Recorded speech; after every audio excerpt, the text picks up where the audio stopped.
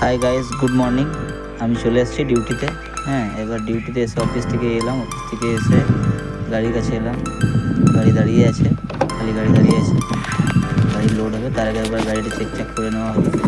হ্যাঁ, এবার আমি গাড়ি চাপলাম। গাড়িটা একটু পরিষ্কার পরিচ্ছন্ন করে নিতে হবে। পরিষ্কার পরিচ্ছন্ন করে নেওয়ার পর আমি একবার গাড়ি থেকে একটু সব কিছু ঝাড়াঝাড়ি করে নিলাম। সব ওকে আছে, ঠিক আছে। এবার আমরা এখান থেকে শুনলাম আজকে গাড়ি লোড হবে না। তো যাই হোক, ঝাড়াঝাড়ি যা হোক পরিষ্কার পরিচ্ছন্ন করে নিই, খুব বেশির মধ্যে করে নিতে হবে।